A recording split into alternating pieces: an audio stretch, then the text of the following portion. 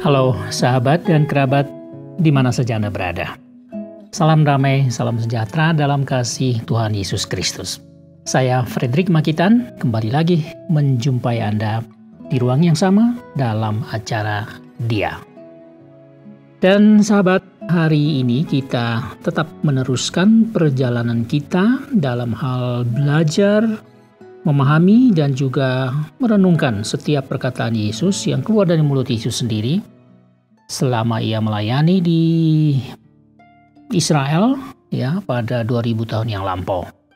Dan kita hari ini sampai pada bagian penutup dari salah satu khotbah Yesus, secara khusus khotbah yang disebut sebagai khotbah Yesus di bukit, di salah satu bukit di Galilea. Dan kita sudah sampai pada akhirnya ini. Jadi Matius, penulis kitab Injil Matius yang juga adalah salah satu dari 12 murid Yesus, mencatat khotbah Yesus yang panjang sepanjang 3 pasal. Di Matius pasal 5, 6, dan 7. Jadi kita sudah mulai dari awal sampai akhir perkataan-perkataan Yesus kita bahas, kita pahami pada episode yang lalu, minggu lalu. Hari ini memang masih merupakan bagian tetapi bukan lagi perkataan Yesus yang kita akan bahas, melainkan perkataan Matius. Jadi Matius ini mencatat begitu panjang khotbah Yesus, kemudian dia tutup dengan satu hal yang di dalam Alkitab kita itu ditulis kesan pendengar kalau nggak salah begitu. Dan ini Matius mencoba melihat ya ada orang banyak yang sebagai audiens pada waktu itu, termasuk 12 murid Yesus yang secara khusus disiapkan oleh Yesus melalui khotbah ini. Dia memperhatikan dari khotbah yang panjang itu, apa sih kira-kira yang berkesan bagi pendengar atau apa yang merupakan kesan dari para audiens yang banyak itu. Dicoba mengamati.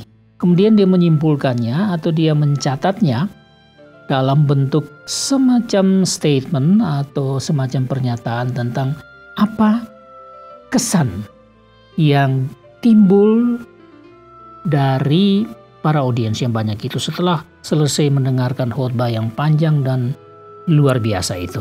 Nah, Matius catat itu dalam kitab Injil Matius pasal 7 ayat 28 dan 29.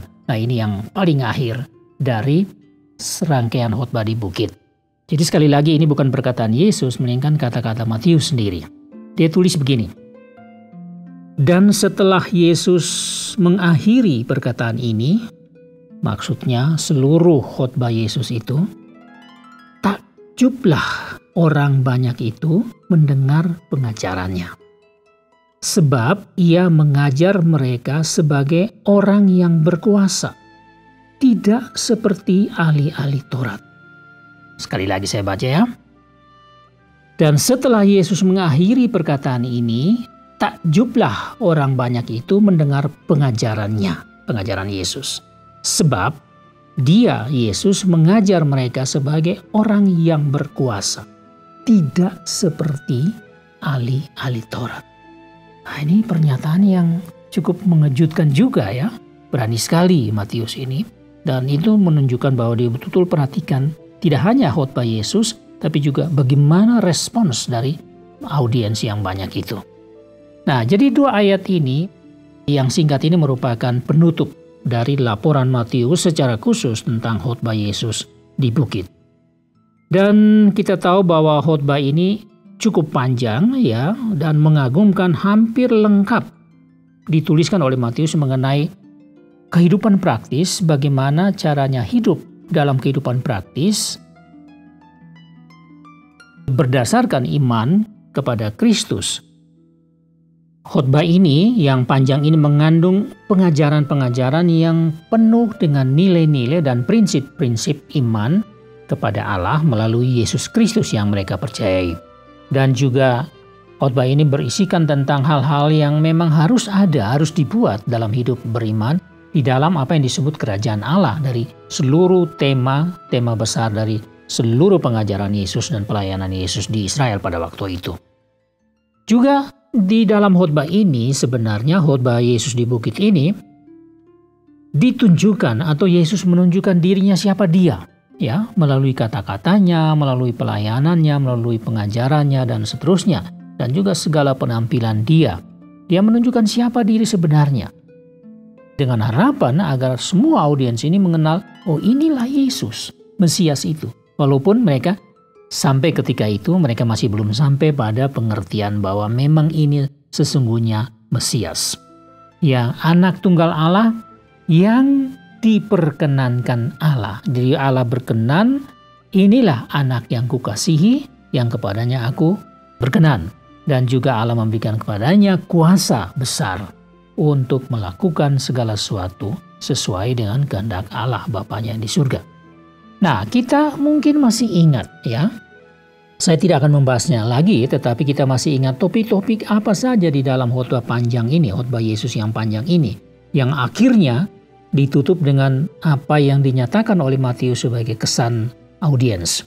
Jadi ada sejumlah besar topik yang kita sudah bahas, misalnya dibuka dengan 9 ucapan bahagia, kemudian ada mengenai hal menjadi garam dan terang, mengenai hubungan Yesus dan hukum Taurat, mengenai hal membunuh, hal berzinah, hal bercerai, hal bersumpah palsu, hal mengasihi, hal memberi sedekah, hal berdoa, khusus tentang doa Bapa kami juga panjang lebar kita bahas itu.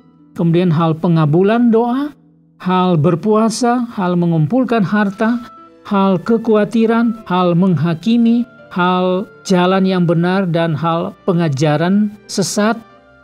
Dan terakhir itu hal melakukan kehendak atau perintah Allah sebagai bukti iman dan kebenaran yang mereka terima melalui Yesus dari Allah Bapa. Jadi ada kurang lebih 17 topik yang besar, yang luar biasa mengagumkan, yang telah disampaikan oleh Yesus, dibahas oleh Yesus dalam khotbah di Bukit yang Panjang itu. Nah, jadi 17 topik besar dalam pengajaran Yesus yang mengagumkan itu dilaporkan secara detail oleh Matius. Kemudian dia menutupnya dengan 2 statement sebagai kesan audiens yang tadi saya sudah bacakan 2 kali. Jadi pernyataan yang ini kalau kita kalimatkan ya, kira-kira begini dengan bahasa kita. Orang banyak itu takjub, heran setelah mendengarkan semua pengajaran Yesus. Kemudian ya, Yesus dikatakan sini, Yesus mengajar sebagai orang yang berkuasa, tidak seperti ahli-ahli Taurat. Jadi ada 2 pernyataan yang cukup jelas di situ tentang orang banyak itu heran, sangat mengagumkan setelah mendengarkan pengajaran Yesus, dan di situ dikatakan bahwa Yesus mengajarkan seperti orang yang berkuasa, tidak sama dengan ahli-ahli Taurat yang lain. Nah, jadi audiens yang banyak itu sangat mengagumi Yesus, jelas. Baik karena pengajarannya yang sangat berbeda dari para ahli Taurat, juga karena kuasanya yang sangat terasa dalam seluruh konten, bahkan di dalam seluruh cara berkomunikasi Yesus atau penyampaian Yesus sepanjang khotbah itu diucapkan oleh Yesus. Nah, hal ini yang kita akan coba soroti sebentar sebagai penutup di dalam bagian khotbah di bukit ini. Nah, ada beberapa hal yang perlu, atau 2 hal barangkali, atau 3 hal yang perlu kita perhatikan di sini ya. Orang-orang banyak itu mengagumi Yesus. Mereka heran, mereka takjub, mereka melihat ada sesuatu yang sangat tidak biasa, yang sangat luar biasa. Dan ini oleh karena pengajarannya. Jadi, cara Yesus mengajar, konten yang Yesus sampaikan dengan topik-topik yang seperti saya sudah sebutkan tadi, begitu banyak itu, sekitar 17 topik yang tidak pernah mereka mendengarkan hal itu. Dan tidak pernah mendengarkan begitu detail, begitu kadang-kadang terasa mengangkat, membuka pikiran, kadang-kadang terasa seperti menohok, menunjuk sesuatu yang salah, yang begitu jelas. Ini tidak pernah mereka alami. Karena mereka ini juga orang-orang dewasa yang sudah belajar Taurat sejak kecil, oleh karena itu diajarkan di dalam kehidupan keagamaan mereka. Nah, yang mereka melihat ini sesuatu yang luar biasa, extraordinary, hal yang tidak biasa. Ya, sehingga mereka bandingkan dengan ahli-ahli Taurat. Loh, ini kok beda sekali. Yang kedua yang mereka rasakan adalah kuasa. Jadi saya juga bayangkan begini ya, ini kan di atas sebuah bukit. Ya bukitnya tidak tinggi memang. Kalau ada orang yang pergi ke Israel, ke Galilea, sudah bisa melihat tempat yang diperkirakan, disitulah tempat Yesus menyampaikan khotbah di bukit. Tidak jauh dari Danau Galilea. Dan ya tempatnya bukan bukit yang tinggi, bukit yang ya biasa-biasa saja. Ya. Tapi kan kita bisa membayangkan ya, khotbah ini disampaikan bukan pada seperti kita pada zaman kini ya, pakai loudspeaker yang banyak-banyak di berbagai pojok, berbagai sudut, dengan mikrofon yang bagus, lalu dengan power yang ya sebesar apa kurang tahu. Tapi seperti yang kita lihat bagaimana ada pidato-pidato yang luar biasa yang kita lihat, wah suaranya bergetar. Nah kan Yesus tidak. Tapi saya bisa yakin bahwa Yesus menggunakan secara alamiah power yang ada pada dirinya secara fisik, tapi juga ada power yang bersifat ilahi yang keluar dari dalam diri Yesus, sehingga bisa saja membuat suara Yesus itu dibantu juga oleh angin yang berhembus pada saat itu, sehingga ada frekuensi yang tertentu sehingga membuat Yesus secara fisik khotbahnya itu dapat didengar dengan jelas oleh semua orang yang ada di situ, dan tentu saja kontennya itu mengandung hal-hal yang tadi sudah dikatakan oleh Matius itu juga, hal-hal yang tidak biasa, hal-hal yang luar biasa.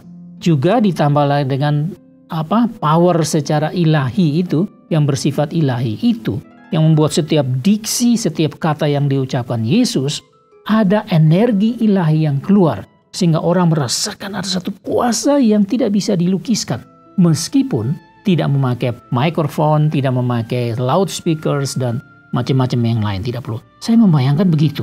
Tapi yang saya lebih bayangkan adalah power secara ilahi yang keluar dari keberadaan Yesus, wajah Yesus, matanya, gerak tangannya, semua gerak mimiknya, yang semua yang keluar dari dalam diri Yesus itu menyatu dan menunjukkan adanya satu power dari surga, dari Allah Bapa yang disampaikan melalui kata-kata itu kepada banyak orang. Itu yang saya bayangkan. Nah, tapi satu hal yang coba kita perhatikan di sini, itu soal power ya. Terserah Anda mau membayangkannya bagaimana. Tapi yang pasti ada power secara fisik, tapi juga ada power yang bersifat ilahi. Itu pasti. Tidak mungkin tidak di dalam setiap kata-kata dan seluruh penampilan Yesus pada waktu itu. Satu hal yang perlu kita bicarakan di sini juga adalah, di sini pernyataan Matius katakan bahwa pengajarannya berbeda dari para ahli Taurat. Di mana bedanya? Apa bedanya? Ya untuk itu kita perlu sedikit ingat, siapa sih sebetulnya ahli Taurat? Nah, ahli-ahli Taurat ini mereka adalah orang-orang yang secara khusus mengkhususkan diri, mereka memang disebut ahli tentang hukum Taurat. Nah, kalau kita dengar hukum Taurat, kita juga bertanya, apa itu hukum Taurat? Ya, hukum Taurat itu dikenal yaitu di dalam 5 kitab Musa, dalam Perjanjian Lama, Kejadian, Keluaran, Imamat, Bilangan, Ulangan. Di situ tertera seluruh hukum yang disebut sebagai hukum Taurat yang disampaikan oleh Musa. Musa mendapatkan itu dari Allah dan Musa sampaikan itu. Dan para ahli Taurat adalah orang-orang yang mempelajari itu secara saksama, secara detail. Betul-betul mereka detail. Jadi mereka menjadi ahli.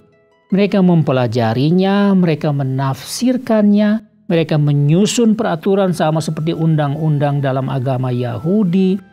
Mereka juga mengajarkannya kepada umat Israel, diatur begitu rapi mulai dari anak-anak di setiap sinagoge itu sudah harus ada pengajaran terhadap anak-anak ya, sampai mereka dewasa belajar tentang hukum ini. Jadi ahli-ahli Taurat ini mereka ahli di dalam memahami hukum Taurat, bahkan banyak di dalamnya mereka betul-betul menghafalnya, mereka tahu betul dengan tafsiran mereka. Mereka secara detail mereka menguasainya, mereka mengajarkannya, dan dengan segala kekuasaan yang ada pada mereka sebagai orang-orang yang pada tingkat tertentu. Mereka ini juga disebut sebagai, ya dalam bahasa kita, cendekiawan agama Yahudi ya. Jadi mereka ini adalah Jews scholars, jadi cendekiawan agama Yahudi. Jadi mereka itu memang hanya mereka lah yang memiliki semua potensi dan keahlian semacam itu, dan mereka sajalah yang punya kuasa atau punya hak, punya kewenangan untuk mengajarkan itu kepada umat Israel. Jadi luar biasa mereka ini ya. Tidak ada orang bisa melebihi mereka. Jika mereka dipanggil sebagai rabi ya. Jadi rabi-rabi ini adalah orang yang paling dihormati oleh umat Israel pada waktu itu. Bahkan sampai sekarang. Jadi yang namanya rabi Yahudi, mereka itu seperti tahu segala sesuatu. Jadi apa-apa orang datang mendengarkan nasihat, mencari pendapat mereka dan seterusnya. Nah, tapi cara mereka mengajarkan ya begini. Jadi nomor satu, mereka menerapkan seluruh peraturan keagamaan itu, Taurat itu secara letterlek, secara harfiah. Jadi sangat literally. Jadi sangat harfiah. Jadi peraturan-peraturan dibuat-buat juga ditambah dan mereka menerapkan itu. Semua umat harus melakukan itu. Yang termasuk di situ juga, kalau kita sekarang seperti ada undang-undang hukum pidana dan sebagainya, jadi berarti di sana juga ada hukuman. Diterapkan, diberikan kepada orang-orang sebagai punishment untuk mereka yang tidak taat kepada aturan agama. Lalu mereka menjadi kontrol. Mereka mengontrol pelaksanaan segala hukum itu. Jadi kuasa besar dan seperti itu. Jadi kalau mereka berkhotbah, mereka hanya bicara tentang peraturan. Mereka menjelaskan tentang hukum Taurat, lalu mereka bicara tentang peraturan. Inilah peraturan yang ketat yang harus diikuti, ditaati sepanjang hidup. Mengikuti semuanya, baik itu soal kehidupan praktis, soal peribadahan ya di Bait Allah dan seterusnya dan seterusnya. Semuanya diatur rapi dan diterapkan dan mereka menjaga, itu harus dilakukan. Nah, sekarang datang Yesus. Loh, Yesus datang melihat berbeda. Jadi misalnya ya, sampai kita masih ingat Nikodemus ya, ahli Taurat, rabi Yahudi itu, dia bagian dari Sanhedrin, para pemimpin agama yang mempunyai kuasa besar untuk apa yang disebut mahkamah agama. Pada waktu itu mereka yang memutuskan banyak hal. Ya. Di salah satu dari mereka ini adalah Nikodemus, dia datang kepada Yesus malam-malam. Rabi-rabi itu, ahli Taurat itu kan penampilan mereka sudah kentara. Biasanya dengan berjenggot dan memang sudah usia-usia semua karena mereka betul-betul belajar banyak. Dia datang kepada Yesus, Nikodemus ini pada waktu malam, malu-malu, takut pada dunia luar, takut pada kelompok Sanhedrinnya. Lalu dia datang kepada Yesus pada waktu malam seorang diri. Menghadapi Yesus yang usianya baru sekitar 30 tahun. Ya, bayangkan itu. Lalu orang muda ini tapi dia begitu merendahkan diri. Dan dia tahu bahwa di dalam diri Yesus ada sesuatu. Dan Yesus mengajarkan kepada dia soal kelahiran kembali. Dan dia adalah cendekiawan agama Yahudi. Dia seorang Jewish scholars, ternyata nggak ngerti hal yang paling dalam. Nah, di sini kita lihat bagaimana pengajaran Yesus itu begitu dalam, ya, sehingga memang betul kata Matius, tidak seperti para ahli Taurat. Yesus melihat bukan harfiah, tapi Yesus mau menampilkan Allah yang penuh kasih dan kesucian itu di belakang semua hukum ini, dengan menempatkan kasih Allah terhadap manusia berdosa yang ingin mengubah, memperbaiki kehidupan manusia berdosa, sehingga kesembuhan atau pemulihan hidup manusia itu jauh lebih penting daripada huruf-huruf yang tertulis harfiah ini. Nah, kita ambil contoh misalnya, Yesus menyembuhkan orang buta misalnya sejak lahirnya, itu semua kena di hari Sabat. Padahal hari Sabat itu ketat sekali, nggak boleh bikin apa-apa, semua sudah diatur. Jalan hanya boleh berapa kilo, kemudian gendong anak pun beratnya ditimbang. Pakai anting-anting pun ditimbang. Apa saja diatur begitu detail kalau hari Sabat apa yang tidak boleh dan apa yang masih boleh. Nah, Yesus menyembuhkan orang pada hari Sabat sebagai contoh. Dan itu dia dikritik pedas. Yesus dikritik pedas.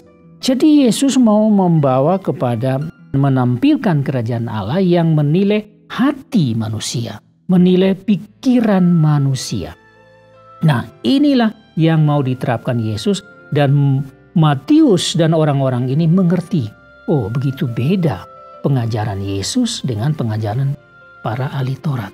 Nah, jadi ini yang dikagumi oleh orang banyak itu. Dan rupanya diperhatikan baik-baik oleh Matius. Maka dia catat di sini dalam 2 ayat yang kita baca itu tadi, saya baca kembali. Yesus mengakhiri perkataan itu, takjublah orang banyak itu mendengar pengajarannya sebab ia mengajarkan mereka sebagai orang yang berkuasa dan tidak seperti ahli-ahli Taurat. Nah, inilah Yesus. Siapa dia? Dia adalah Mesias yang datang dari Allah. Dia anak tunggal Allah yang mendapatkan kuasa penuh dari Allah Bapa. Dan dia juga yang menciptakan, yang telah dijelaskan oleh Yohanes dalam surat Yohanes, dalam kitab Injil Yohanes. Dia inilah yang berkuasa menyampaikan apa yang datang dari hati Allah dan membuka mata orang untuk mengerti Allah yang sebenarnya, yang penuh kasih dan kesucian, yang datang di dalam diri Yesus untuk memulihkan hidup manusia. Bukan datang untuk menghukum, melainkan datang untuk memulihkan hidup manusia, baik secara rohani maupun secara jasmani. Nah, inilah Yesus, dia menunjukkan diri di sini. Dan di dalam khotbah di buku itu semua itu menjadi jelas. Dan orang juga melihat, oh seharusnya begini ya. Jadi hati manusia yang ingin dibongkar, pikiran manusia yang ingin dibongkar, dan dipulihkan, dibetulkan, disetel kembali, diubah menjadi manusia baru, yaitu manusia yang beriman kepada Yesus Kristus. Itulah singkatnya apa yang bisa saya sampaikan dari kesan yang pendek yang ditulis, kesan pendengar atau kesan audiens yang ditulis oleh Matius. Kiranya ini sedikit membawa kita untuk memahami betapa pentingnya hadirnya Yesus ke dalam dunia ini. Dan kita bersyukur bahwa kita mendapat kesempatan untuk membaca khotbah di bukit ini dan juga mencoba belajar memahaminya dan merenungkannya dan menerapkannya di dalam kehidupan kita masing-masing. Ya, sampai sekian dulu apa yang bisa saya sampaikan hari ini. Kiranya menjadi berkat buat saudara sekalian. Terima kasih atas perhatian Anda. Dan saya harus pamit untuk kita jumpa lagi di episode minggu depan. Get your message, have a good day and see you next time.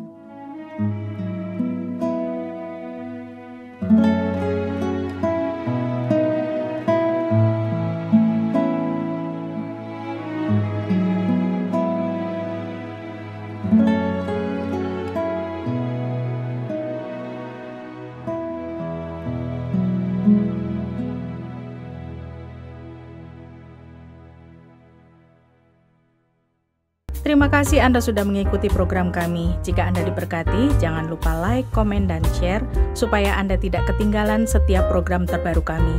Jangan lupa juga untuk subscribe channelnya dan nyalakan loncengnya. Jika Anda ingin mendukung pelayanan kami, bisa melalui rekening kami berikut ini atau menghubungi kami di sini.